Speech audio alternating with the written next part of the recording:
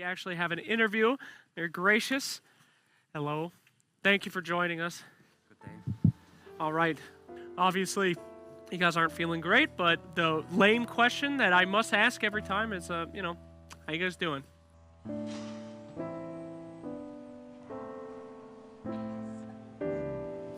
Sadness. Yes. Sadness, one word to describe it, I guess.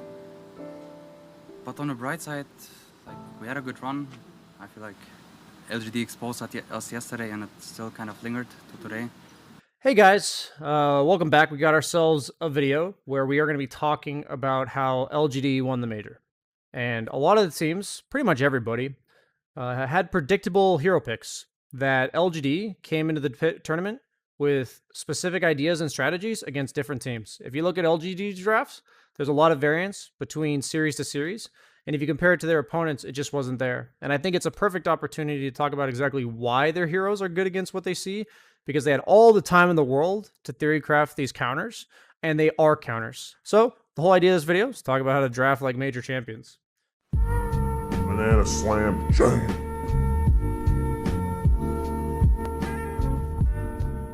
And LGD opens the draft with Puck, a highly contested hero that both teams put a lot of emphasis on picking. So it's sort of somewhat a deny pick, but it's also a hero that they've prioritized as well. So Lion DK are two staple heroes that Nigma's been picking throughout the course of the tournament. What these two heroes do is heavy single target lockdown and burst damage and early tower taking. So what that means is that there's several parts of the draft that LGD has to address. And we're going to start with the early pressure from DK with this first pick that LGD has in response. So DK, strong laner in this patch. He was one of the most sought after heroes of the entire major by almost every team. And he also puts a ton of tower pressure on. So LGD immediately responds with a pick that nobody else has been picking throughout the entire course of the tournament. You see a strength offlaner, the DK, most often played in the offlane this major, and they go for Undying. Seems pretty straightforward, and it's something that's even more beautiful about this pick. So Undying, really good at shutting down strength offlaners. So in this case, they're predicting that Nigma's going to put the DK offlane, which they've been doing. But not only that, but the number one carry that Nigma has been picking as we fast forward through the draft is Spectre. So it not only shuts down the laning phase for DK, but it's also really good against Spectre.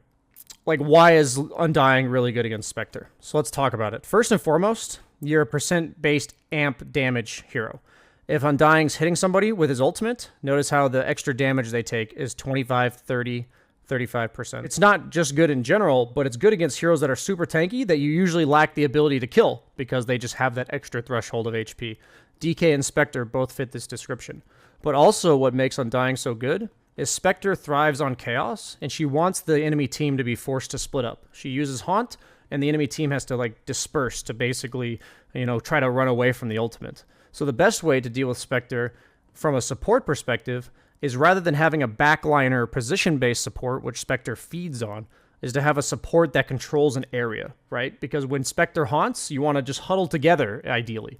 And if you don't have that ability to control the area, that's when you're forced to separate. So the reason why Undying is so good against Spectre is you pop the tombstone right when he haunts, and you just huddle around it. So it's so perfect. It's just like the best one-to-one counter in the competitive scene, support to Spectre. So we see that. So not only is it good against what they've seen, but it's good against what they're expecting. So now, Spectre, DK, Lion, what do these heroes represent? We talked about the single target initiation, and then we talked about now we're mentioning the global presence of Spectre. There's a clear set of events that Nigma has for starting team fights. And it starts with heavy single target stuns, followed up by a Spectre. So now, this next pick by LGD addresses that game plan. So it's Tidehunter. So why is Tidehunter really good against this lineup?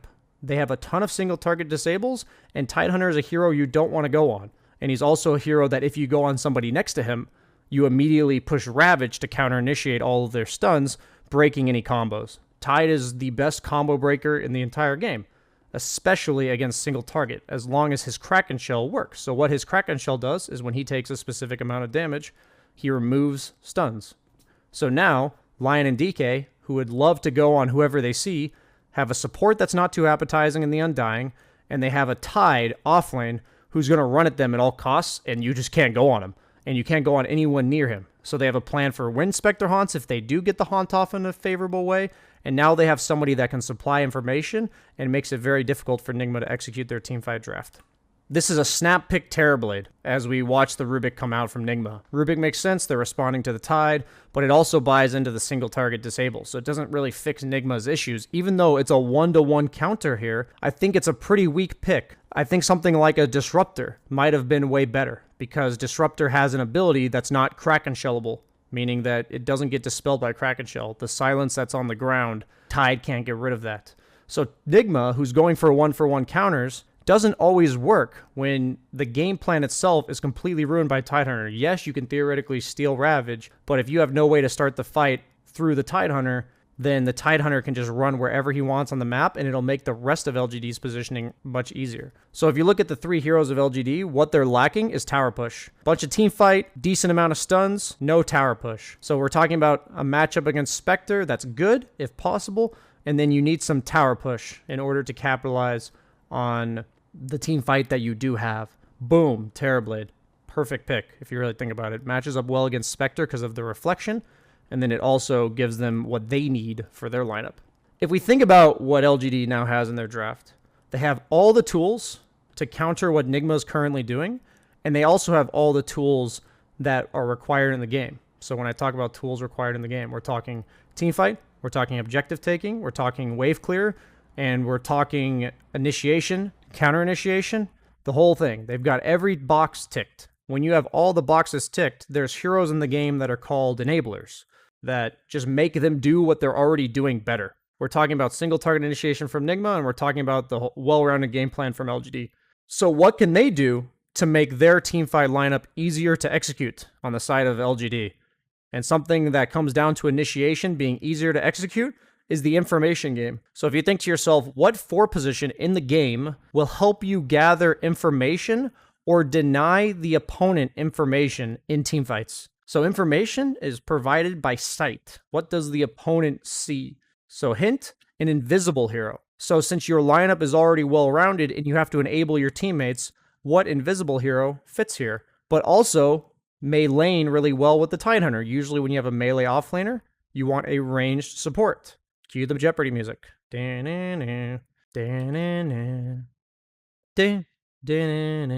they go for the Mirana. The Moonlight Shadow, incredible for gaining the informational advantage, allows them to disengage or re-engage on fights on their own terms. And it also lanes well with Tide, because Tide minus armor from Gush synergizes well with ranged right-clickers. Lina and Mirana come to mind as like premier ranged right-clickers that lane really well with Tide, and Mirana gives them the entire game plan enabling as well. This is the first game that I believe LGD completely dissected Nigma's draft. So here we are in Game 3 of LGD versus Team Nigma, and we're going to see a completely different approach to countering exactly what Team Nigma has been doing throughout the course of the tournament. So in this case, we're going to be expecting a DK, but LGD has left a IO in the pool, a hero that Nigma has used quite often. So we're going to be dealing with a planned counter to a DK IO potential of beefy, heavy sustain, hard to kill lineup, right? LGD is going to make sure they have enough damage to deal with these very tanky heroes. What's the best way to deal with high HP strength heroes? We're talking percent-based damage. Percent-based damage. There's very few heroes in the game that offer percent-based health damage. For Phoenix's case, we're looking at Sunray, which if you read it, it does a max damage per second based on their max HP. So your question is, you now see IODK come out. Tanky, pretty much what they expected. Maybe they didn't know exactly what 2 heroes were going to come out, but they had an idea of what to expect here. So now they see exactly what they've already planned for. And what are they going to do? Because this is already good in theory against these 2 heroes, because Nigma's more going for comfort zone and LGD's going for counters. LGD is going to double down on exactly what they've done already. And they're going to go for the Death Prophet, one of the other few heroes in the game that also has percent-based damage. If you look at Spirit Siphon, it max HP as damage per second, scales up to 5.5%. So some really cool bans coming out from LGD is that they have a very heavy heal sustain lineup as well. And AA, very good against this because it prevents the heals, and it also was often picked with DK during the tournament.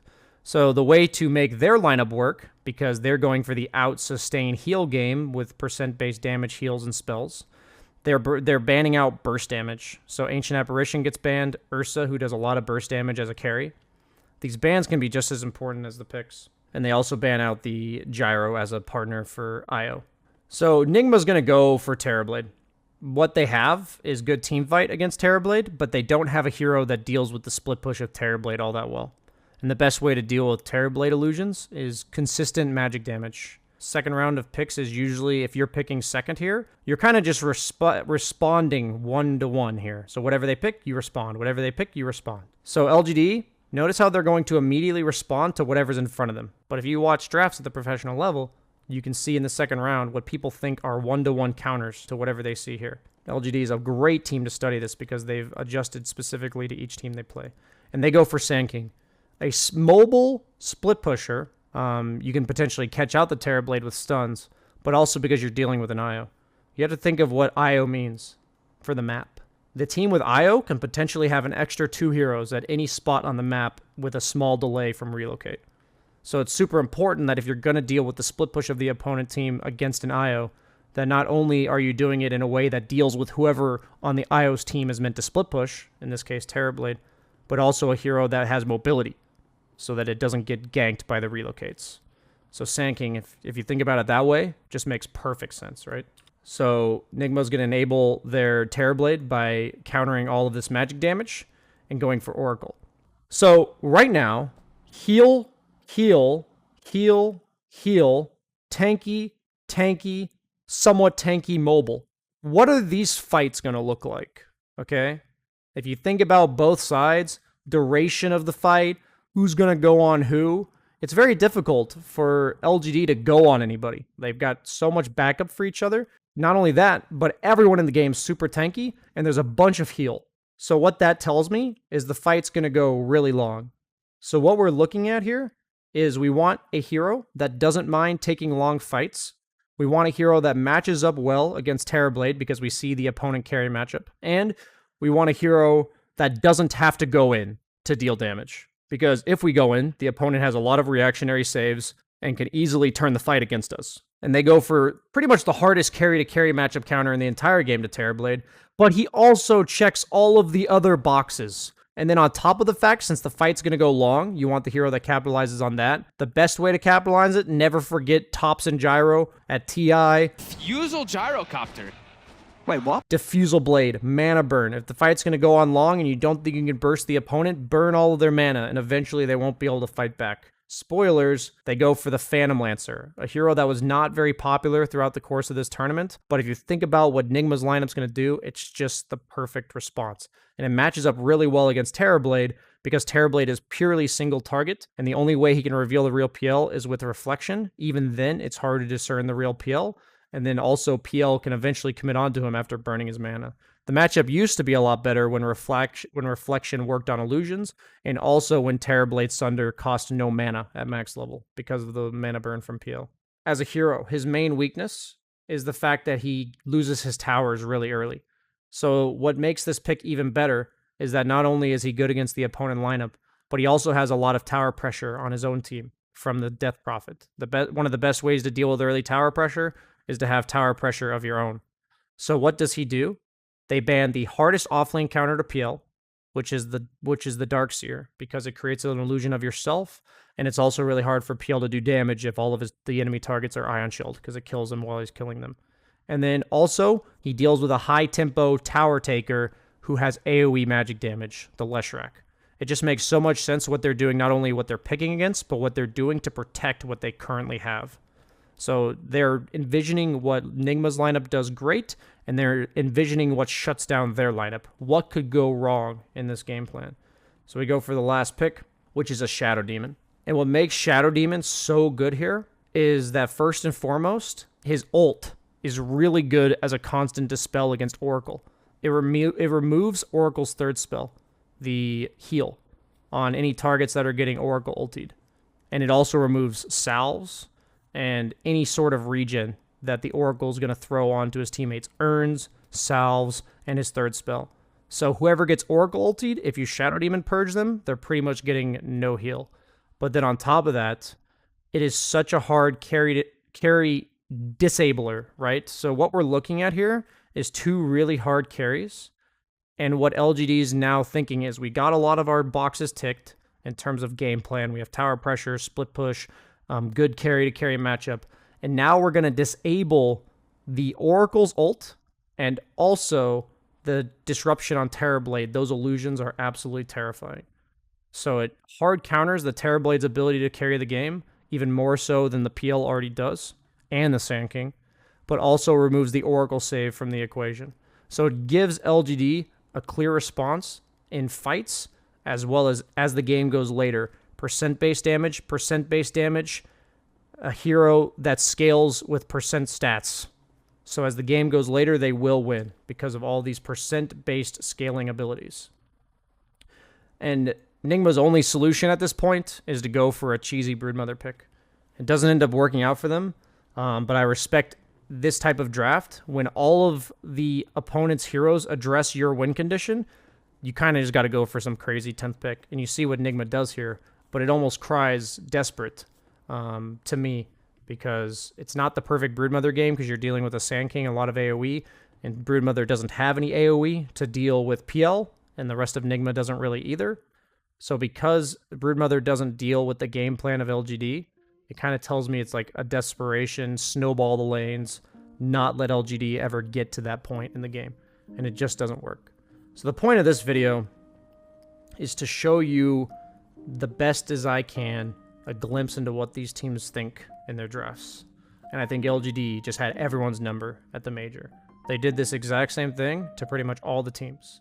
Perfect example was Carry Axe against EG in the finals. EG was always picking illusion heroes and summons heroes for Arteezy. It was pretty much Nature's Prophet, Naga Siren, and Terrorblade every single game. And LGD thought the best way to deal with that was picking Axe. AoE, pure damage that scales, right? And that's what they went for, and they just handled EG 3-0 in the finals. So hope you guys like this video. You know, like, comment, subscribe, please, all that kind of shit. If you haven't checked it out already, please check out Liquid Plus as my new partnership with Liquid. Free stuff, free merch, everything. The link to Liquid Plus is put in the description below so you don't miss it. Thanks for watching, guys. See ya.